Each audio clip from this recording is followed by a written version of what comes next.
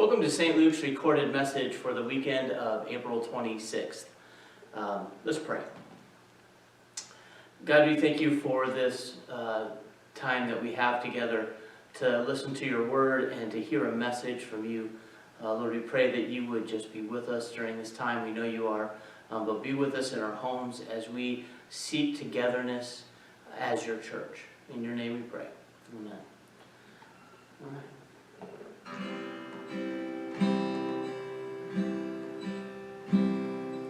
Come out of sadness from wherever you've been. Come broken-hearted, let rescue begin. Come find your mercy, O sinner, come kneel.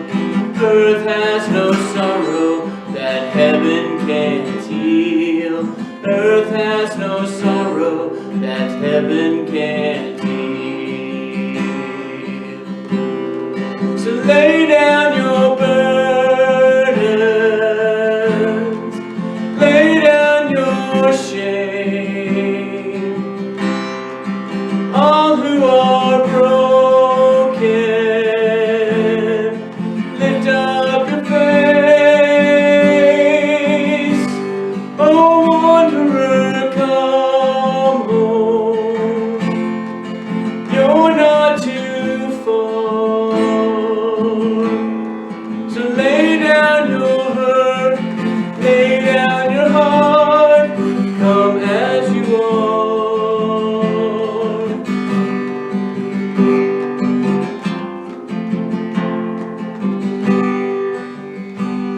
There's hope for the hopeless and all who have strayed. Come sit at the table, come taste the grace.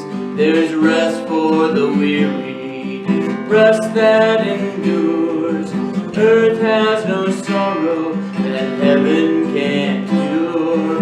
Earth has no sorrow that heaven can't cure.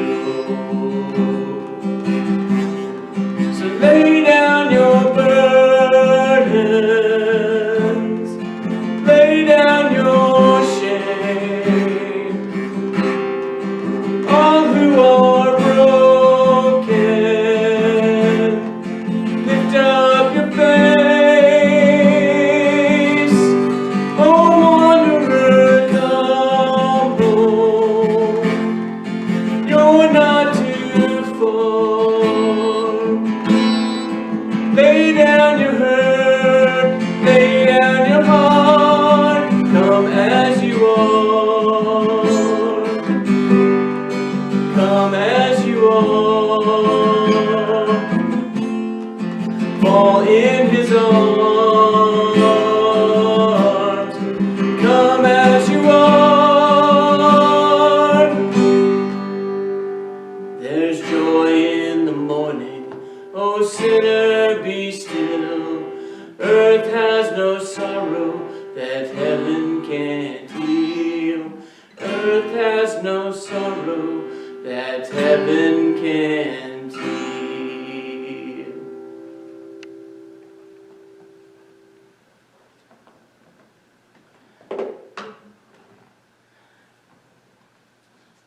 So we're getting to the point now in our quarantine that perhaps we can't even remember how many weeks this has been, or we can't remember what life was really like before all this started to happen. I know that I used to lament just how much political talk there was on the news, and now that it's all COVID all the time, I just wish we had some more politics to talk about, right? And so you can watch the news, you can listen to the facts repeated over and over again, but eventually that gets tiring and you just can't take any more of it. So then perhaps you turn to watching TV or binge streaming. I know that a lot of people are doing that, and I've done my share of it so far. I read somewhere this last week on a friend's Facebook post that it would take something like 175 days to stream everything that Netflix has to offer. So we probably have a few days left to go if you haven't watched everything. at this point. But even that can get tiring. So what do you do after that? Anything that could perhaps numb your mind from this repetition that's going on. But eventually you get to the point where you start asking some of the bigger questions. You start asking some philosophical questions, looking for a quest for meaning. And you might ponder these philosophical questions, or you might have some spiritual thinking. And you might ask yourself, what's the meaning of life? Why am I here, and what's next today, tomorrow, or after we're able to get back out into the world? Well, that same sort of thing was happening right after Jesus was resurrected. We've been talking about the stories of the disciples in the upper room when Jesus came to visit them. But we also have a story about a couple of people who were going home after the crucifixion. They were going home. They were on their way to a town called Emmaus. And as they were walking along, they were talking about questions like this. Like, what are we going to do now? What are we going to do now that Jesus is dead and we don't know what the next step is? Because we had our life mapped out, and now we're not sure what might be next for us. And that's when another guy shows up and starts walking alongside them. And so he asked, what are you guys talking about? And they said, well, we're talking about Jesus who was crucified. And they're like, what? Tell me more. And they're flabbergasted. They can't understand how anybody who's walking from Jerusalem anywhere couldn't know what's going on in the world at that point with the crucifixion of Jesus. So they tell him what's going on, and they talk about what their experience was, and that's when Jesus, they didn't know it was Jesus yet, but that's when he starts to talk about what was predicted, what was said about Jesus in the scriptures, the things that had to happen in order for Jesus to save the world, but also all of the things that would take place that looked really, really awful, but were part of the plan. And then they get to where they're going. They get to their destination, and they sit down, and they break bread together. And it's in the breaking of bread that Jesus is revealed to them. They recognize that it is him. And of course, then he disappears. But the meaning of their conversation becomes really, really clear. Now, I don't know if those guys were looking to have a theological conversation on their way home, or if they were just talking about current events. And I find that the same thing is happening now when I talk to folks. I get into conversations that eventually turn to, well, what is this about in the scheme of things? Or what could God possibly want with this? Or what's next for me today, tomorrow, and after we can get back out into the world? And anytime that we have a conversation that surrounds that, whether it's those big philosophical questions, or if it's spiritual talk, or if it's talk specifically about God, those are always the search for a part of us that is either missing or that we haven't discovered yet. And that's always a search for God. I think even those folks who aren't sure that they're looking for God, they're really looking for that peace, because that's how we were created. We were created to want to search for that piece of us that has no meaning without the spiritual side of us, the side that God created for our relationship with God. And so those theological conversations are really important. Often we talk about, we say the word theology, or we talk about theology, and folks are like, oh, I'm not a theologian, there's no way I can do that. But anytime we talk about our relationship with God, or the way that God interacts with the world, we are having theological conversations or theological thoughts. And everybody can do that, and everybody should do that.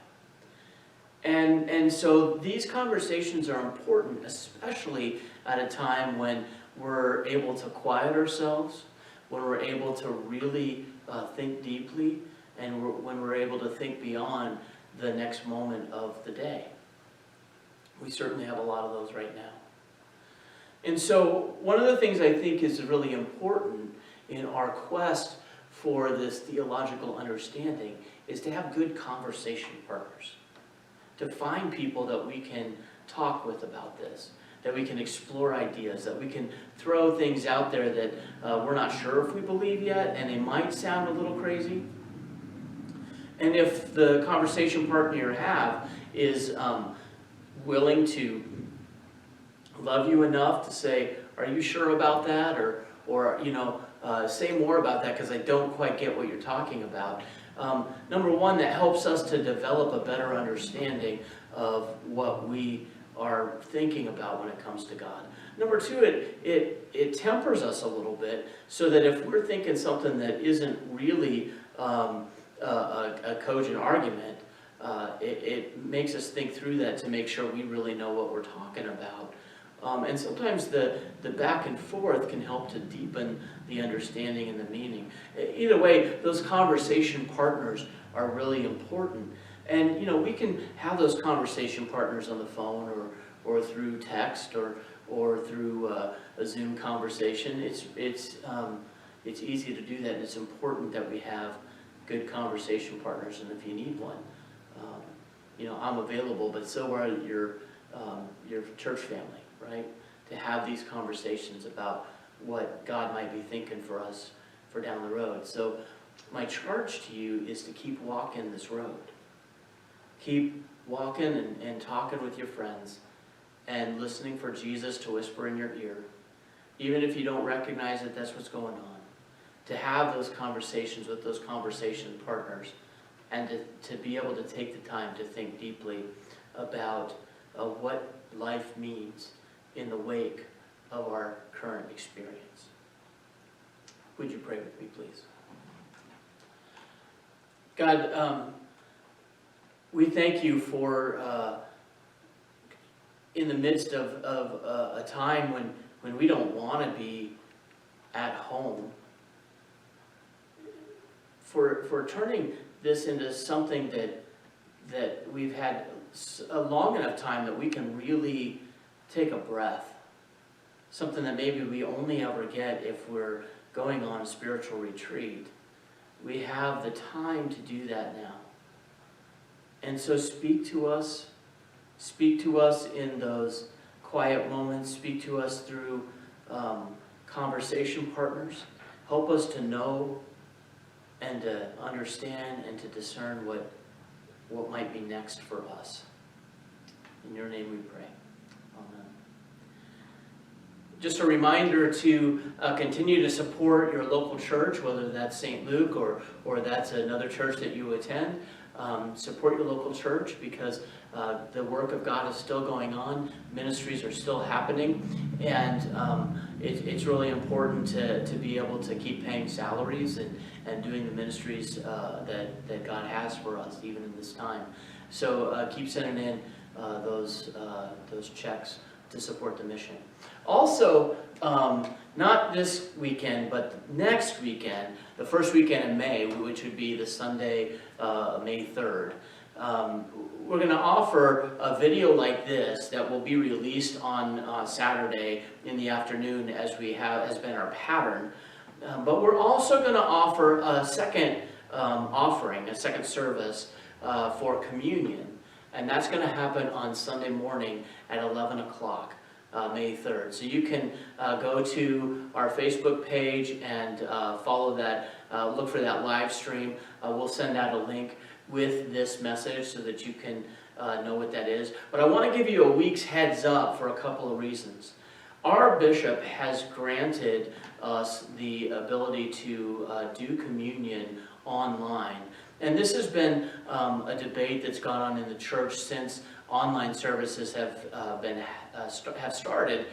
Can you do communion virtually? Can we be together even though we're not together in the same physical space?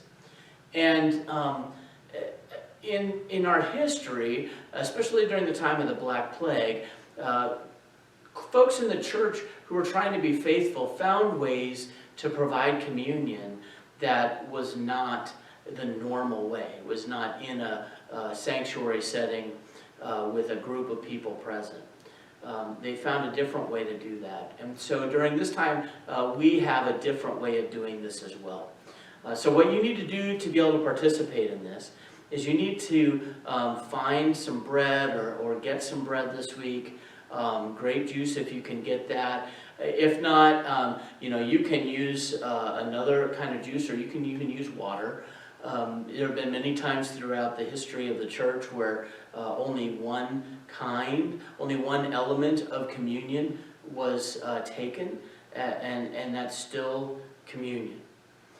The reason why we're going to do a separate service as a live stream is because our bishop has said that we can do online communion as long as it's done live and is not then used later as a recording. So that way, at least we're together in the same time and virtual space, so that we can at least have that relationship that's as close to communion as we can get right now. So get a small loaf of bread or a bun or even a slice of bread, whatever you can get, and whatever grape juice you can get. Have that ready to go at 11 o'clock, and we'll get together for about 10 minutes, and we'll do the communion ritual and have communion together on Sunday, May 3rd. So that's coming up in the next week, and I want to encourage you to participate in that if you can make the time at all. Please do that. All right, that's it for me this week.